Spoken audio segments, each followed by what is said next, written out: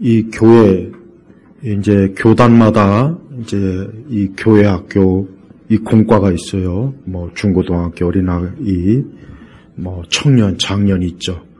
근데 보면은 이 공과를 가만히 살펴보면은 굉장히 문제가 심각한 내용들이 많이 와요.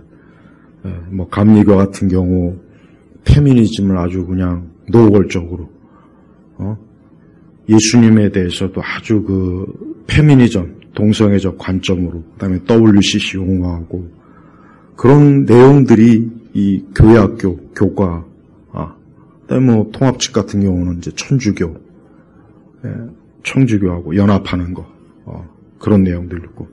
그러니까 벌써 제가 오전에도 얘기했지만 이 교회가 다음 세대의 이 신앙을 정통 성경적 신앙으로 잘 물려줘야 되는데 전혀 그렇지 않아요.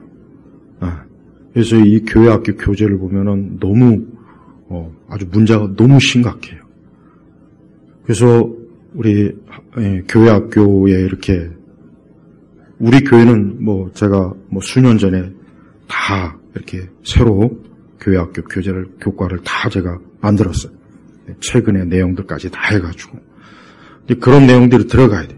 공산주의도 페미니즘, 동성애 뭐 이제 그런 것도 이제 집어넣어서 어린아이나 아이들 어릴 때부터 이런 것들은 절대 반기독교적이고 위험한 것이다 하고 그걸 알려줘야 된다고요.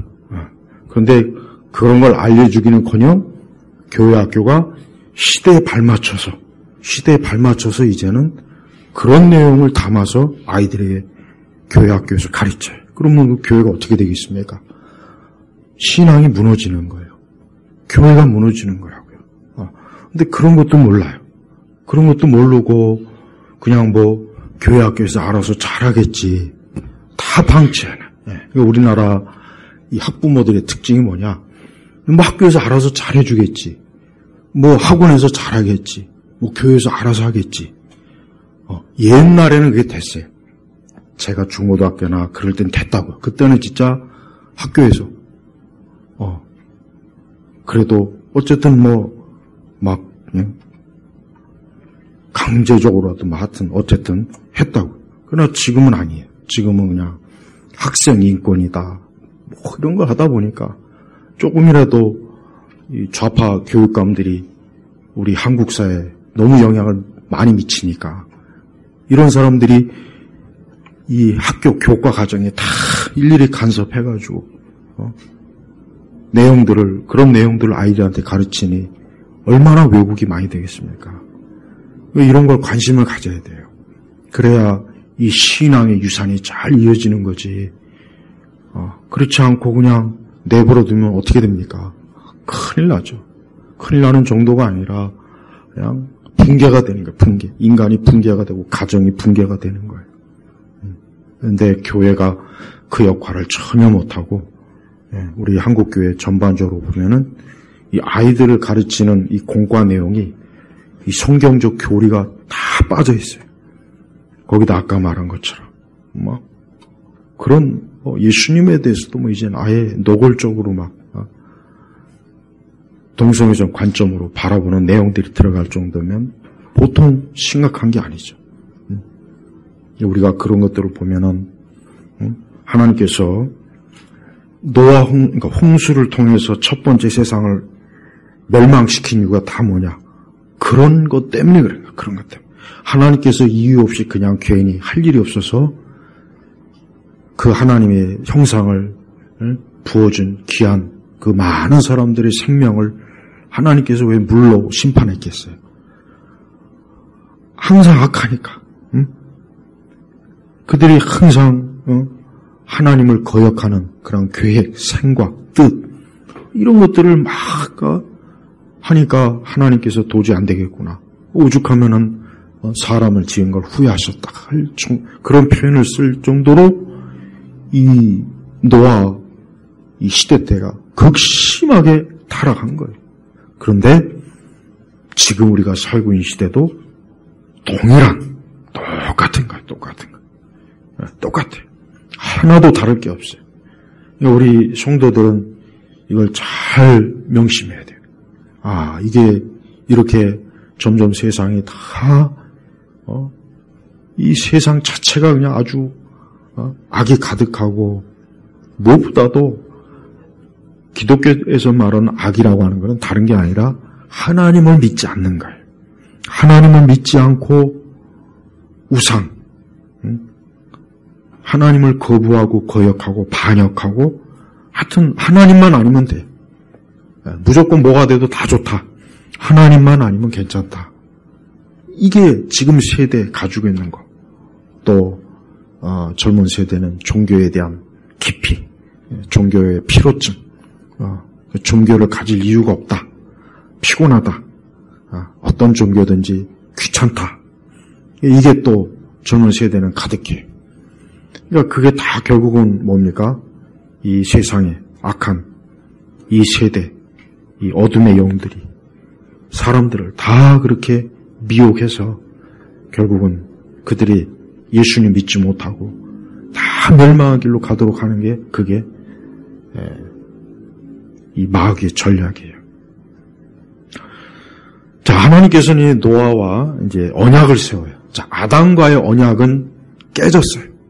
아담이 선악과를 따먹었어요. 이제 노아하고 다시 언약을 또 맺어요. 그러나 여기서 아담하고의 맺은 언약과 다른 언약이 아니라 그냥 연장한 거예요. 연장선이에요. 그냥. 왜? 첫사람 아담이기 때문에 결국은 아담의 혈통을 노아가 가지고 있기 때문에 새로운 언약이 아니라 그대로 그 언약이 이 노아에게 계승이 된 거예요. 그러면서 하나님께서는 생육하고 번성하여 땅을 가득 채워라. 예, 그렇죠. 이제 온 세상이 다 물로 심판을 당했으니 노아 8식구 외에는 없잖아요. 그러니 부지런히 생육하고 번성해서 어때요? 땅을 가득 채워라. 이게 하나님의 첫 번째 명령이에요. 그리고 4절로 보면 다반 고기를 그 생명의 픽제 먹지 마라. 반드시 내가 너희 생명이 되는 피를 찾을 것이니 짐승이면 짐승에서 사람이나 사람의 형제인 그에게서 내가 생명의 피를 찾겠다. 누구든지 다른 사람의 피를 흘리면 다른 사람에 의하여 그의 피를 흘리게 될 것이니 하나님께서 자기 형상대로 사람을 지으셨기 때문이다. 예. 하나님께서 생명의 이제 기중성을 노아에게 알려주는 거예요. 생명의 기중성. 그래서 그 생명을 절대 함부로 손을 대지 마라. 만약에 그렇게 할 경우는 동일하게 그 핏값을 책임을 져야 된다. 해가지고 이 생명의 중요성을 하나님께서 알려주는 거예요. 그러면서 너희는 생육하고 번성하여 땅에 가득 차고 그 안에 번성하여라. 8절로 들어가면 이제 노아와 그와 함께한 아들들에게 하나님께서 또 뭐라고 말 보아라. 내가 내 언약을 세울 것이니 너희와 너희 후손과 가축과 땅의 모든 생물, 너희와 함께 모든 생명, 곧 방주에서 나온 땅의 모든 생물과 세운다. 내가 너희와 내 언약을 세울 것이니 모든 육체가 다시는 홍수로 멸절되지 않을 것이며 땅을 멸할 홍수가 다시는 없을 것이다. 이것이 나와 너희 사이에 그리고 너희와 함께 하는 모든 생물 사이에 내가 대대로 주는 언약의 팩이다. 왜 하나님께서 이런 언약을 맺으셨냐면 이제 노아나 노아의 아들들이 이 홍수로 멸망한 세상을 봤을 때 얼마나 두렵겠어요. 얼마나 겁이 많겠어요. 얼마나 이게 끔찍했겠어요. 그러니까 이거 하나님께서 또 어느 땐가 또 이거 노아 홍수로 또 심판하면 어떻게 하지? 그런 두려움을 없애주려고 하나님께서 어때요? 홍수로 다시는 내가 이 세상을 멸하지 않을 거다 하고 하나님이 약속했는데 그 증표로 뭐냐? 내가 내 무지개를 구름 속에 두었으니 그것이 나와 땅 사이에 언약의 증표가 될 것이다. 그랬어요. 그러니까 무지개는 노아 홍수 이후에 무지개가 생겨난 거예요. 그 이 얘기는 뭐냐면 노아 홍수 이전에는 우리가 알고 있는 홍수라든가 비가 쏟아지는 이런 현상이 없었던 거예요. 없었던 거예요. 그러니까 무지개 생길 일이 없었던 거지. 그런데 노아 이후에 기후가 변화됐어요. 기후가 이제 또 한 번 다시 급격하게 변해. 그래서 홍수 이후에와 이전과 이후는 기후가 다릅니다. 일단 기후가 달라요. 그러니까 하나님께서 이제 고기도 허용을 하잖아. 다만 피채는 먹지 마라. 고기도 또 허용을 해요. 그러니까 하나님께서 이 무지개를 딱 보이게 하셔서 사람들로 하여금 그 무지개를 보면 이제 노아 시대 사람들이 저게 바로 하나님께서 다시는 홍수로 멸하지 않겠다고 하는 하나님의 표시다. 무지개. 이게 좋은 표시인데 이 무지개를 동성애자들이 또 자기네들이 또 이걸 또 그냥 표절을 하네. 하나님의 좋은 것들을 마귀는, 하나님의 것을 항상 마귀는 더럽혀요. 하나님의 것을 항상 마귀는 어때요? 어떻게든지 더럽히거나 나쁜 선입관을 갖게 하거나 그래요. 왜? 그래야 하나님을 욕되게 할 수 있으니까. 우리는 지금 무지개를 보면서 솔직히 저 하나님의 언약의 표시다고 이렇게 봅니까? 우리 그리스도인조차도 제대로 아는 사람은 저거 동성애 고개를 설레설레 졌잖아요. 또 괜히 뭐 무지개 이거 했다가는 너 동성애자냐 이런 또 오해를 받아요. 진짜라니까. 이거 봐요. 하나님께서 이 무지개라고 하는 게 하나님의 언약의 징표로서 하나님과 우리 사이에 이제 더 이상 하나님이 이제 재앙을, 물의 심판과 재앙을 내리지 않겠다 하고 그 무지개를 언약의 표로 줬는데 이걸 후대에는 이걸 또 그만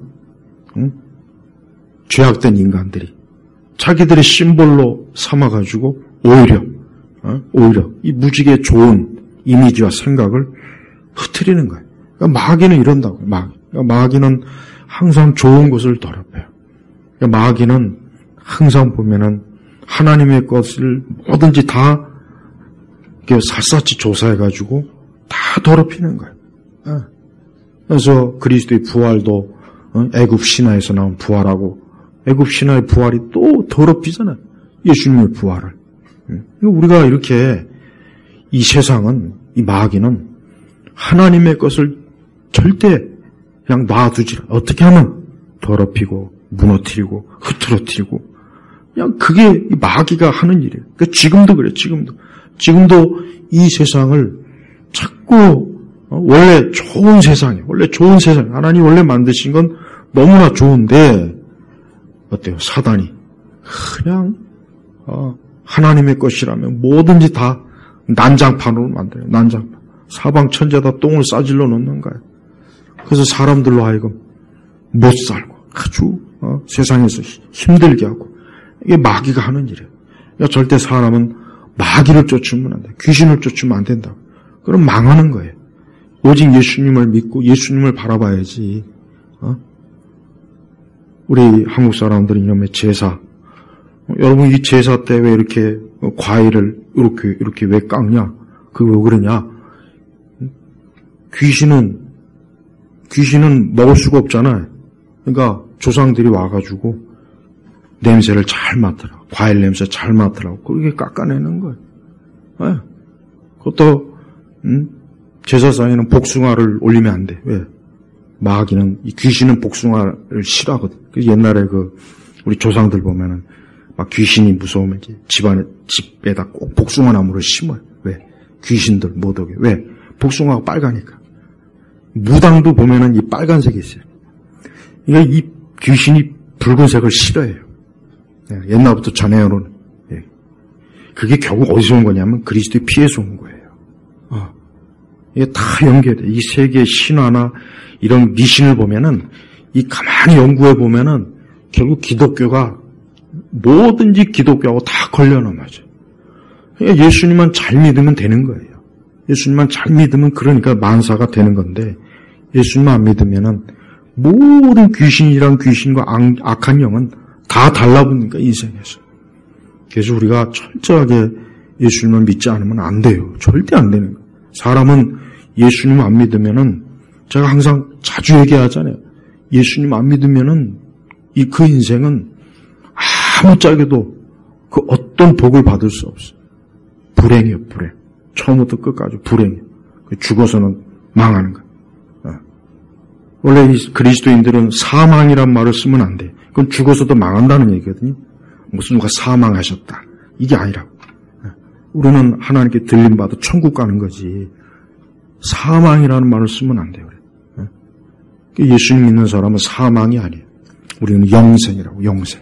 그래서 예수님 믿는 사람은 죽음이 닥쳤을 때 이제 영원한 천국으로 가는구나.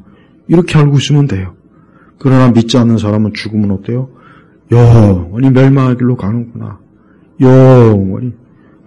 뭐 제대로 알지도 못하면서 믿지 않는 사람들도 어디서 또 주워드는 건 있어갖고 뭐 죽으면 천국 잘 가라고.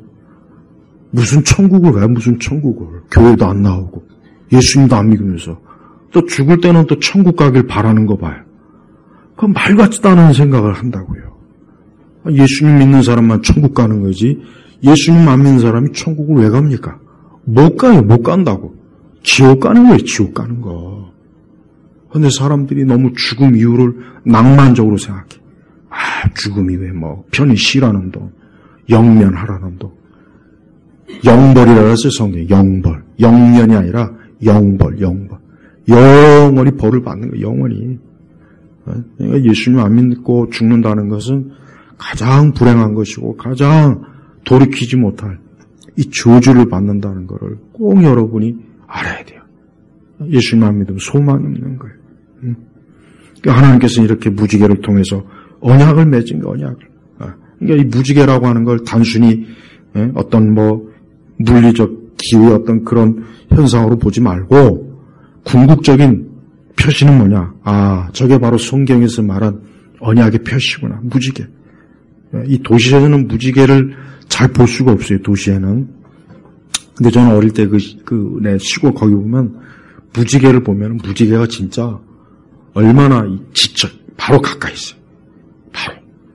그래서 가까이 있으니까 무지개를 잡을 수 있는 것 같은데 가봐야 잡지도 못해. 계속. 바로 그 앞에 있는 것 같은데 그 무지개를 잡으려고 또 가니까 안 잡혀. 계속. 못 잡죠, 이건. 근데 어릴 때는 그걸 모르고 또, 저기, 바로 있네, 저기. 가보면 또 저쪽에 또 있어요.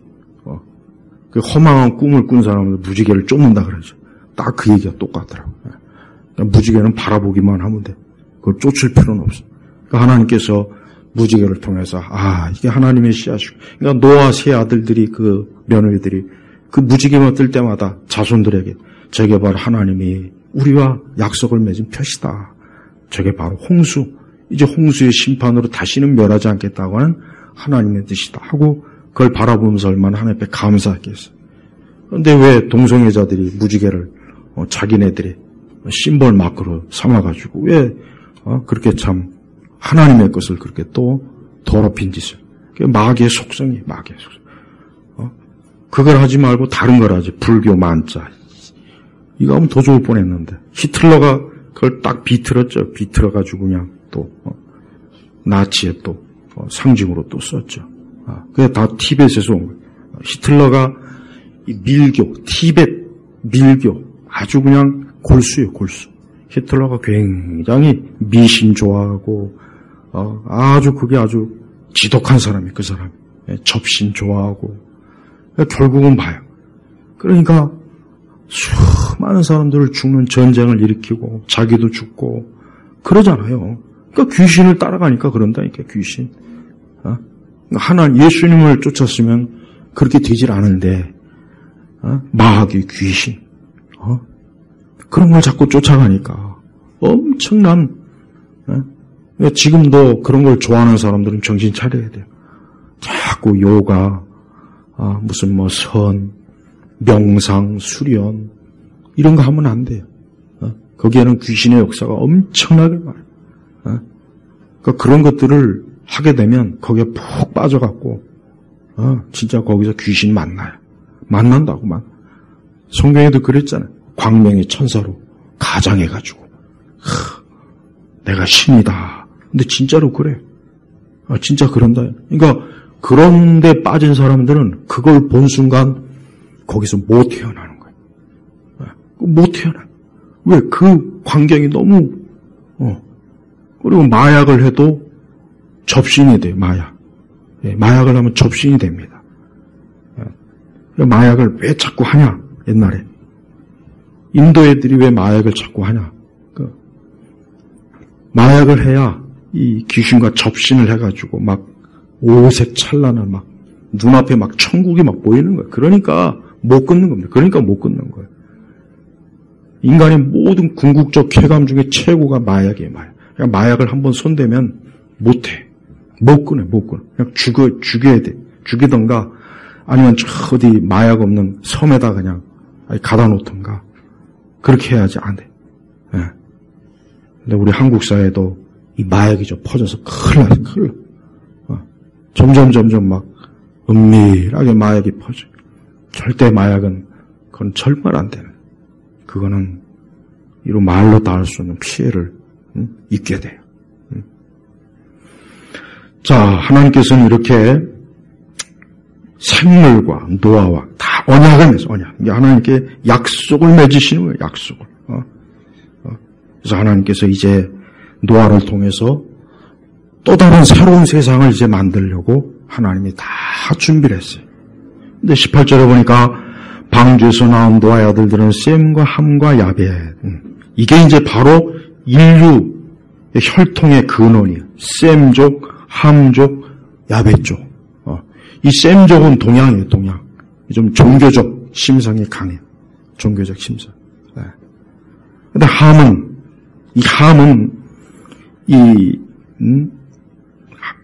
그 아비의 이 부끄러움을 드러낸 아주 못된 짓을 했어요. 예. 아비의 부끄러움을 드러내는. 그러니까 노아가 그만, 아무리 경건한 사람도 이 노아도 그만 이제, 그 오랜 동안 이제 방주에 있다 보니까 이제 드디어 나와서, 이제 땅 위를 밟으니까 얼마나 좋겠어요. 그래가지고 이제 20절에 뭐라 했습니까? 노아가 땅을 경작하는 사람이 되어 포도나무를 심었다. 그가 포도주를 마시고 취하여 자기 장막에서 벌거벗었는데. 그러니까 최초의 술주정꾼이 누구냐? 노아예요, 노아. 최초의 술주정꾼. 이 술주정하는 분들이 있으면 노아가 조상이라는 건 꼭 알고 있어야 돼요. 이 노아가 이 경건한 사람도 이래요. 그러니까 우리가 참 이 경건을 지키는 게 어려워요. 이렇게 그 당대 의인인데, 그만 술 먹고 그냥 큰 실수를 한 거예요. 큰 실수. 근데 그 함이라는 녀석이 그만 자기 아버지 하체를 보고 밖에 있는 주 형제들에게 알린 거예요. 그거를 잘 모르게 이렇게 덮여서 그 자기 아비의 수치를 다 가려줘야죠. 그걸 또 밖에 나가서 또 두 형제들에게 흉을 받죠. 예. 그러니까 남을 흉보는 사람 저주받아요. 그러니까 남의 잘못을 떠들어대는 인간들 있죠. 남의 잘못을. 그 사람 저주받습니다. 그거 조심해야 돼. 우리 성도들은 영적으로 그거 조심해. 그러니까 함이 결국은 어떠냐? 함이 노아가 또 술에서 깨어 그 작은 아들이 자기의 행한 일을 알고 말하기를 가나안은 저주를 받을 것이고 자기 형제의 종들이 될 것이다. 그러면 이제 이 본문에서 어떤 사람이 그래요. 아니 왜 함을 저주하지 않고 왜 가나안을 저주했습니까? 이건 왜 그러냐면 사실은 그 함과 함의 모든 아들을 다 저주해버린 거예요. 사실 그겁니다. 그러니까 함도 이미 저주받아. 그래서 함은 그 이후에 특별히 축복이 없잖아요. 27절 하나님께서 야곱을 크게 하시고 셈의 장을 거하시며 가나안 그들의 종이 될 것이다. 함에게 별도로 축복의 말을 전하지 않았어요. 근데 이 함 족속에서 나중에 누가 나온지 아십니까? 바벨론과 애굽이 나와요. 네. 이 함 족속에서 바벨론과 애굽이 나온다고. 그리고 이 아프리카의 흑인들은 다 사실은 가나안, 이 함 족속의 후손들이에요.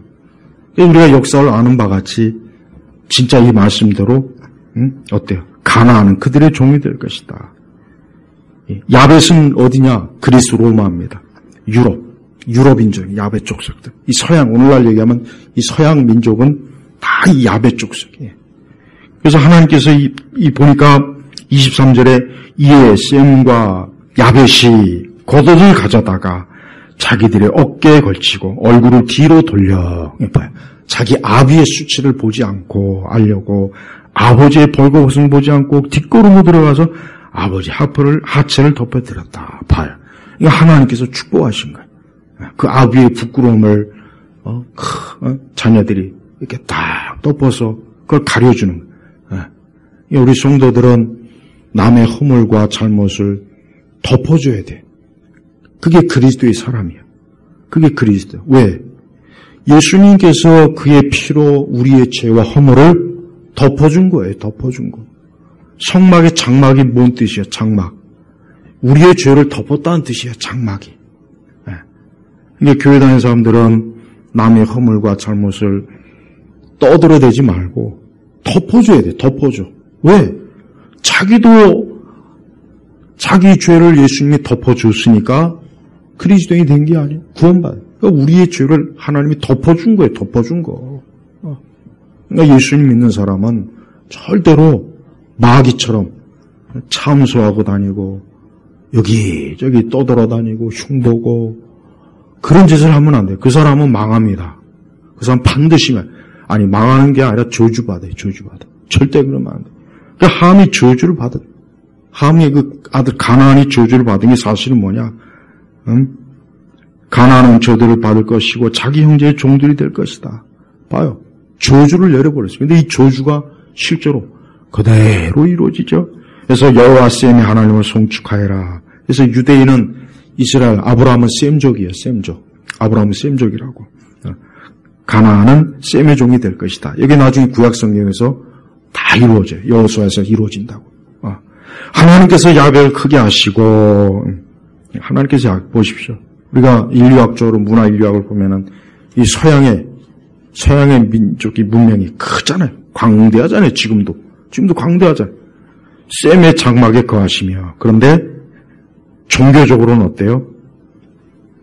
셈의 장막에 거해야 돼요. 그러니까 이 야베 족속이 외적으로는 굉장히 큰데 종교적으로는 어떠냐? 셈의 장막, 유대, 히브리, 나중에 우리 기독교 그 장막 안에 딱 머물어요. 그래서 중세시대 이후로 사실 지금까지도 이 기독교 문명이 서구 세계에 퍼진 게 바로 여기에. 그래서 나중에 원래 바울은 동쪽으로 복음을 전하려고 했다고, 바울은. 근데 하나님께서 꿈에 마게도니아, 야베 족속이, 야, 거기로 가지 말고 이쪽으로 오세요. 여기로 오세요. 그래서 토인비 같은 사람이 그러잖아요. 바울의 그 한 걸음이 서양 문명을 이렇게 세웠다. 그 토인비 같은 사람도 그렇게 얘기할 정도. 바울이 만약에 동쪽에 왔으면 오늘날 인도나 중국이나 우리나라가 기독교 국가가 됐을 거예요. 이미 우리나라 신라 시대부터 아마 기독교 문명국이 됐을 거란 말. 근데 하나님께서는 오늘 이 약속을 성취하려고 어때요? 바울이 동쪽으로 가려고 하는 걸 꿈속의 마게도니아를 통해서 서쪽. 그래서 바울이 소아시아를 중심으로 어때요? 복음을 서쪽으로 전하다. 그게 나중에 로마, 나중에 유럽 전체 그렇게 하지 않습니까? 이 성경의 계보를 보면은 인류의 초기, 인류가 어떻게 형성이 됐냐 다 나와요. 다 나와. 그러니까 오늘날 이 세상의 모든 사람은 다 누구의 족속이냐? 노아의 혈통이야. 노아의. 그리고 노아의 그 세 아들, 이 셈과 함과 야벳, 이 세 아들을 통해서 그래서 10장에 보면은 노아 자손의 계보 나오잖아요. 계보 나오잖아요. 그래서 8절부터는 구스 또 니므롯, 이게 지금 함 족속의 후손이거든요. 그래가지고 함은 이 아프리카, 이 가나안, 특별히 여기서 왜 가나안이냐? 나중에 이스라엘 백성들이 어디로 갑니까? 출애굽하고 가나안으로 올라가잖아요. 가나안. 그러니까 하나님께서 이미 벌써 가나안에 대한 경고를 이미 한 거예요. 그러니까 가나안은 어때요? 저주받은 거예요. 저주받은 가나안. 그러니까 하나님께서 왜 이스라엘 백성들을 가나안으로 이끄냐? 그 땅이 그 가나안 족속들이 죄가 차니까 저주받은 족속이거든요. 그러니까 하나님께서 이제 저들을 몰아내시고 그 좋은 땅을 누구에게 주려고요? 자기 백성, 이스라엘 백성에게 주려고 하나님. 그러니까 미리 벌써 가나안은 저주를 받을 것이고 자기 형제의 종들의 종이 될 것이다. 이거는 세상 끝날까지 이건 변함이 없어요. 이건 세상 끝날까지 하나님의 약속은 계속 가. 그래서 이 세상 끝날까지 야벳 족속은 크게 번성할 거고 셈의 장막은 그 야벳 족속을 쫙 두를 것이고 가나안은 그들의 종이 되어서 계속 오늘날 이런 아프리카나 이런 데를 보십시오. 발전의 여지가 없어요. 발전의 여지가 없다고. 계속 전쟁, 내전, 질병, 전염병, 우상 모든 게 거기서 나와요. 근데 참 안타까운 것은 또 이 세상의 그 어둠의 문화는 또 어디서 나오냐? 아프리카에서 또 다 나와요. 아프리카에서 또 다 나온다, 다 나와. 우리가 요즘 애들이 즐겨 듣는 팝, 케이팝 이게 다 원류가 어디냐? 아프리카, 하메 족속들이라고요. 그게. 그러니까 이 세상이 또 영적으로 마귀는 함 족속들이 만들어놓은 문화를 가지고 또 노래를 부르고 춤을 추고 멸망할 짓이라고, 멸망할 짓이. 우리 성도들은 이 세상의 문화가 영적으로 뿌리가 어디냐? 이 함 족속이라고, 함 족속. 거기서 다 나오는 거예요. 거기서 막 춤추고 노래하고 거기서 리듬이 나오고 다 그래요, 다 그래. 이런 거를 바르게 잘 알아야 돼요. 그래서 우리 성도들이 영적으로 이 세상 문화는 이게 결국은 저 함 족속이 만들어놓은 문화가 계속 이리저리 형태로 그냥 바꿔가면서 결국 온 세계 사람들을 어때요? 그런 타락한 영에 의해서, 문화에 의해서 사람들을 홀리는 거예요. 귀신에게 홀리고 어둠에 홀려가지고 결국은 무너뜨리는 것이라고요. 28절에 보니까 홍수에 노아가 350년을 살았으며 모두 950년을 살고 죽었다. 노아가 950년을 살고 죽었어요. 홍수 끝나고 300년 이상을 더 산 거예요. 그죠? 300년. 근데 거기에 대한 어떤 기록은 없어요. 다만 노아는 950년을 살았어요. 그 다음에 홍수에 350년을 살아요. 350년을 살았으니 노아가 자손을 얼마나 많이 받겠어요. 또 노아의 세 아들도 많은 자손을 받겠죠. 노아하고 그 세 자손이 무슨 얘기를 했겠습니까? 홍수 심판의 얘기를 다 했을 거 아니에요. 그러니까 전 세계에 홍수 설화가 없는 데가 없어요. 다 있어요. 다 있어. 저 남미부터 해가지고 전 세계 어디, 우리나라도 있어, 우리나라도. 거대한 물이 막 차올라서 막 사람이 죽고 막. 근데 그게 이제 시간이 흐르면서 이제 이름이 바뀌고 약간 각색이 된 거예요. 입으로 구전되다 보니까 각색이 된 거라고, 각색. 근데 원문은 어디냐? 바로 이 성경이에요, 성경. 이게 정확한 거예요, 정확한. 이 성경이 이야기야말로 이 고대 홍수 얘기의 근원이 여기에 있는 거예요. 그 나머지 모든 홍수 설화나 전설은 다 뭡니까? 시간 지남에 따라 이야기가 막 이리저리 바뀌게 돼가지고 비양된 거지만 한 가지 분명한 건 뭐냐? 공통적인 건 물로 어쨌든 세상이 망했다. 물로 세상이 망했다. 이 한 가지는 공통제. 우리가 알고 있는 아틀란티스나 미우대륙도 그러죠. 플라톤이 그의 책에서 거대한 아틀란티스 제국 그걸 언급했어요. 그걸 좀 언급하려면 끝까지 아직 그냥 하다가 또 말아버렸어요, 그냥. 그러니까 학자들이 막 그거 갖고 막, 뭘 얘기를 하려면 끝까지 얘기해야지 사람 궁금하게 그걸, 옛날에 그 알렉산드리아 도서관이 타버리지만 않았어도 참 정말 엄청난 옛날 고대 일들이 진짜 다 기록이 됐을 텐데, 그냥 그게 전부가 전쟁으로 싹 타버리는 바람에 많은 이야기들이 역사들을 모르고 지금 지나가는 거예요. 그렇지만 우리는 성경을 통해서 알아야 될, 기본적인 알아야 될 게 있단 말이에요. 기본적으로. 해주고 홍수 이전에 문명의 시대가 있었다고요. 많은 엄청난 진보된 문명이 있었다고요. 그러니까 이런 노아 홍수, 이 노아 이 배도 방주도 만들 수 있었고 그 당시에 사람들이 꽤 높은 문명을 즐기다가 하나님께서 그냥 한꺼번에 물을 싹 덮은 거예요. 그게 이제 전설로 내려오는 거예요. 그래서 그리스, 로마나 애굽은 그 고대의 그 이야기가 그래도 조금씩 흘려나오는 거라 그 흔적이 있는데 성경은 그런 것들에 대해서는 딱 계시를 안 했어요. 성경은 오직 뭡니까? 하나님께서 구원에 필요한 계시만을 했기 때문에 노아와 그 계복 이것들만을 딱 얘기한 거예요. 하지만 이 세상에는 홍수 이전에 엄청난 문명과 또 문화를 누린 그러한 종족들 있었다는 게 여러 가지로 아직도 흔적이 많이 남아있어요. 네. 하지만 두 번째는 불로 심판할 때는 이제 더 이상 그럴 기회가 없어요. 물은 흔적을 남길 수 있어요. 물은 빠지면 흔적이 남거든요. 그러나 불은 아니에요. 불은 싹 태워버려요. 불은 싹 태워. 불은 죄밖에 안 남아요. 두 번째 하나님이 이제 불로 심판할 때는 이 세상의 모든 것들을 다 태워버리는 거예요. 다 태워버려요. 루블 박물관도, 세계 3대 박물관에 있는 그 모든 진귀한 보물, 국립박물관, 어쩌고저쩌고 다 필요 없어요. 하나님 보실 때는 이 세상의 것들은 그냥 다 아주 싹 그냥 지워버리는 거예요. 왜? 이제 첫 세상을 하나님이 다 무너뜨리고, 둘째, 이 새하늘과 새 땅을 만들어요. 그러니까 둘째 새하늘과 새 땅은, 거기는 누가 들어가는 겁니까? 오직 예수님을 믿는 사람들만 새하늘과 새 땅으로 들어가는 거예요.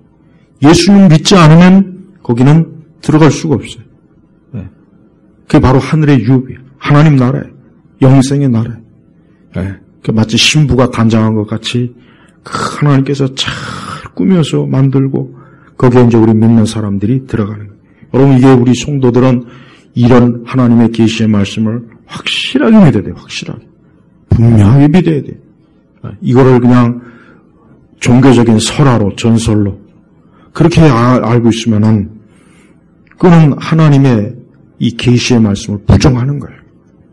그러니까 이 세상이 기독교를 자꾸 그런 식으로 폄훼해요. 기독교가 말하는 천국이 어디 있고 지옥이 어디 있겠냐? 무슨 하나님의 심판이 있고 무슨 또 예수님이 구름을 타고 온다. 그렇죠. 지금 사람들이 하나님 믿지 않는 불신자들이 볼 때 그들의 이성과 합리적 생각에는 그건 말도 안 되는 거죠. 그 무협지에서 나오는 아니 무슨 이런 영화 속에서 판타지 영화 속에서나 볼 그런 내용 같죠. 그렇게 보이겠죠. 하지만 성경의 말씀은 하나님의 말씀, 하나님의 살아있는 말씀이라고. 그래서 우리는 이 말씀을 그대로 이루어질 것이라는 것을 믿고 우리는 이제 성도들은 주님이 오실 이제 둘째, 주님이 정말 구름을 타고 오시고 이 세상에 심판할 그때를 우리가 바라보고 있는 거예요. 그래서 창세기부터 이 첫 번째 세상이 이렇게 멸망하고 노아 그 가족에는 다 물로 육체를 멸하 이 기록을 오늘 우리에게 주신 것은 오늘 우리 신약교회 성도들이 반드시 하나님의 두 번째 심판이 있다는 것을 확고하게 다시 한번 심어주시기 위해서 우리에게 이런 기록을 내는 거예요. 성도들이 이러한 말씀을 붙잡고 있는지 아니면 이 세상을 붙잡고 있는지 차이가 이제 거기서 나는 겁니다.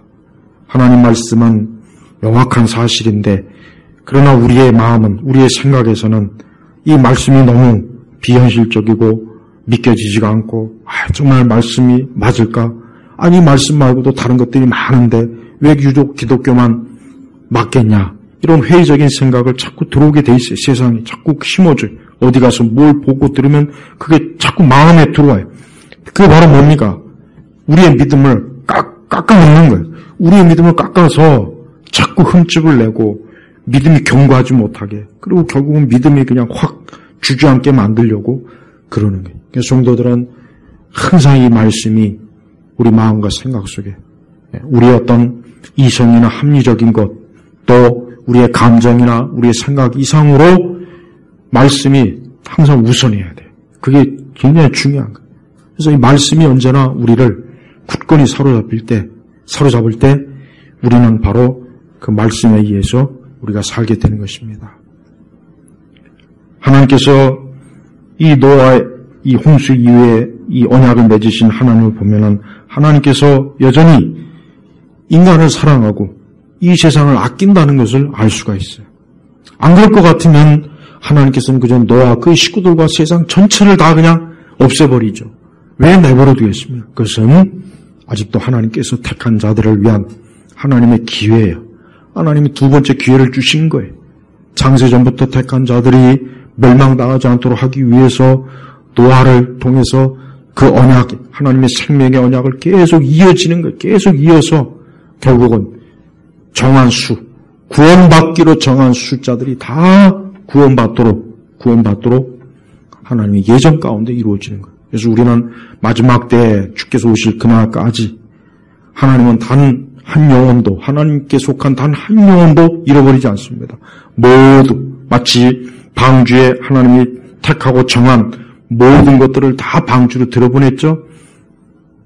똑같아요. 마지막에 예수님을 믿는 그 믿는 사람도 마지막 숫자까지 다 채웁니다. 절대 잃어버리질 않아요. 네, 절대 잃어버릴 수가 없어요. 그러니까 하나님은 이렇게 지금도 계속 방주에 사람들을 지금 들어보내는 거예요, 지금. 근데 신약교회 역사는 뭐냐? 영적으로 얘기하면 교회라고 하는 참 주님의 몸된 교회다가 사람들을 실는 거예요. 영혼들이 망하지 않도록 빨리 거기로 들어보내는 거예요. 그게 하나님이 하시는 일. 근데 어느 순간에 이제 문이 딱 닫혀요. 어느 순간에 이제 더 이상 하나님의 구원의 예정과 선택된 자가 없으면은 구원의 이 방주가 문이 딱 닫히는 겁니다. 그게 얼마나 될지 어느 때가 될지는 우리는 알지 못하지만 그렇기 때문에 우리 성도들은 더 이 방주가 이 구원이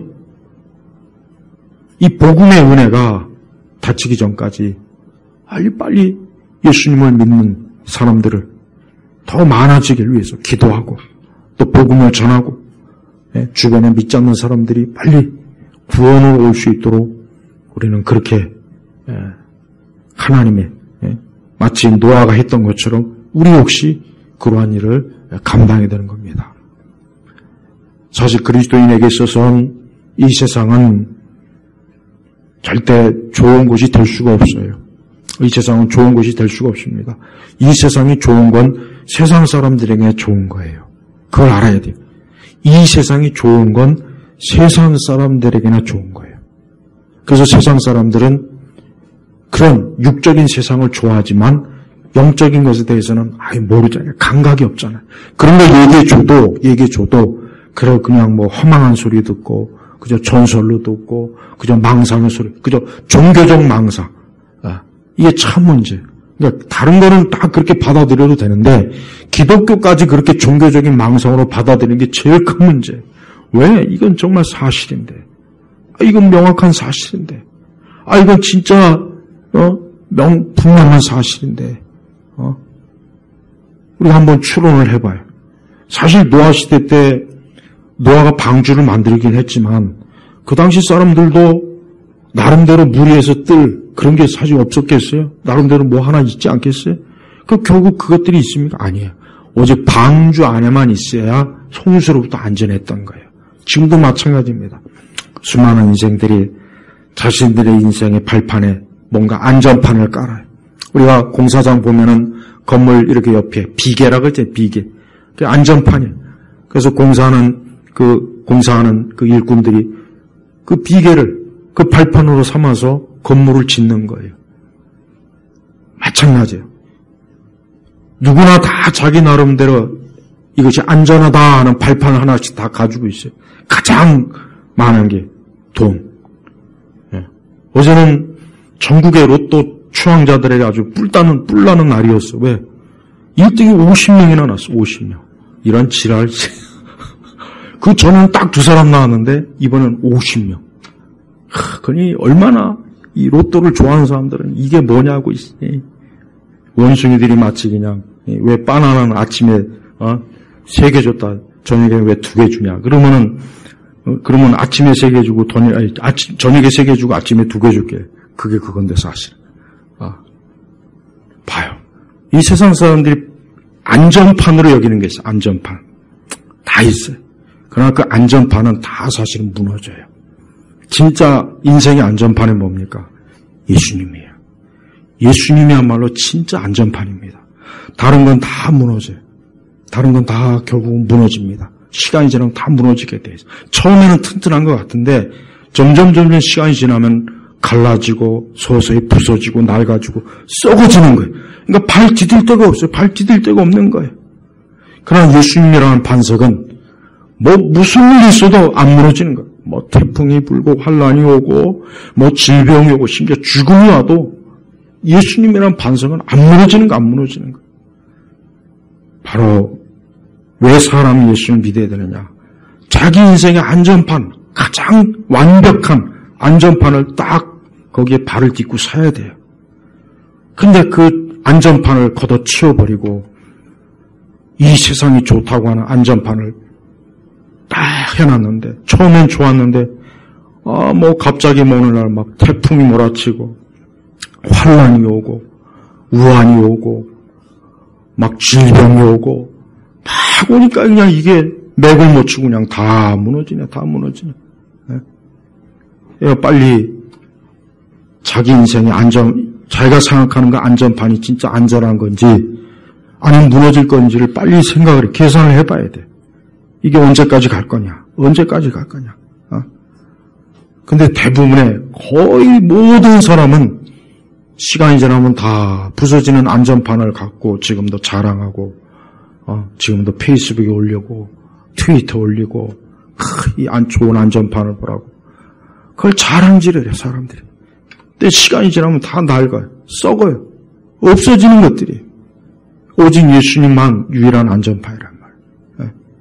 노아와 그의 가족들은 예수 그리스도라고 하는 안전판에 딱 있으니까 멸망을 하지 않고 이렇게 새로운 세상에서 하나님께서 그 생명을 이어가도록 하나님이 축복하시는 거예요. 오늘 우리 성도들도 명심하십시오. 우리는 예수 그리스도 그분의 안전판이 있어야 돼요. 그분이 없으면 우리는 살 수가 없어요. 내가 어디에 있으나 어떤 상황이나 어떤 형편에 처해 있거나 내가 무슨 일이 있더라도 예수 그리스도 그분만을 굳건하게 붙잡고 있으면 절대 아무것도 흔들 수가 없어. 애초부터 예수님이 있으면 접근을 못해요. 세상과 마귀는 아예 접근을 못하는 거예요. 엄두가 안 나. 근데 그걸 모르는 인생들이 불쌍할 뿐입니다. 얼마 전에 유명한 연예인이 죽었지만 아무리 장수하면 뭐합니까? 아무리 많은 사람들한테 추모객이 오고 훈장을 받고 그럼 뭐 하겠어요? 성경의 부자와 나사로 비유를 보십시오. 부자는 이 땅에서 호요식하고 그렇지만 결국은 그 뜨거운 그 형벌의 장소에 가가지고 영원히 고통받잖아요. 나사로는 비록 거지로 그 부자의 집 앞에서 거렁뱅이로 살았지만 그는 아브라함의 품에, 즉 하나님의 품에 있었다는 것. 영생을 누리지 않습니까? 엄연히 그렇게 성경에도 나와 있지만 실제로 그리스도인들조차도 그래도 부자가 좋을 것 같아. 자꾸 그래도 어차피 부자가 좀 낫지 않을까? 부자로 살면서 아브라함의 품에 안길 수 있는 방법은 없을까? 또 그걸 또 연구하지. 그게 기복주의. 모든 게 부자가 지옥 간다는 얘기가 아니에요. 그 얘기는 뭐냐? 하나님을 믿지 않는, 그리스도를 믿지 않는 인생이 아무리 이 땅에서 모든 게 풍족해도 결국은 그렇게 된다는 거를 예수님이 그걸 말씀하시는 거예요. 우리에게 그 부자가 되라고 거지가 되라고 얘기하는 건 아니란 말이에요. 그러니까 우리 성도들은 항상 내가 어떠한 형편에 처하든지 난 오직 그리스도만으로 만족하고 그리스도로 인해서 기뻐하고 그분을 내 인생의 발판으로 삼는 것, 그런 인생으로 꼭 살아야 돼요. 어딜 가서나 어떤 상황, 어떤 형편에서도 이 한 가지만큼은 절대 여러분 잊지 마세요. 그럼 여러분의 인생은 영원한 영광 가운데서 영생을 누리고 여러분의 인생은 해와 같이 빛나는 그런 인생이 꼭 될 겁니다. 기도하겠습니다. 하나님 아버지 감사합니다. 오늘 이 시간에도 하나님의 은혜 가운데서 또 오후 예배 드립니다. 우리 온 교우들이 한 주간에도 예수님 안에서 평안하고 근심하지 말고 염려하지 말고 두려워하지 말고 항상 모든 일에 예수님을 바라보고 예수님을 믿음으로 굳게 붙잡고 주님께 기도하며 한 주간도 보내게 하소서. 우리 교우들을 축복해 주시고 저들 개개인의 삶이나 가정이나 직장이나 하는 모든 삶에 우리 예수님이 친히 함께 하셔서 항상 돌보시고 항상 보살펴 주시고 앞길을 복되게 인도하옵소서. 감사하며 예수님의 이름으로 기도 올렸습니다. 아멘.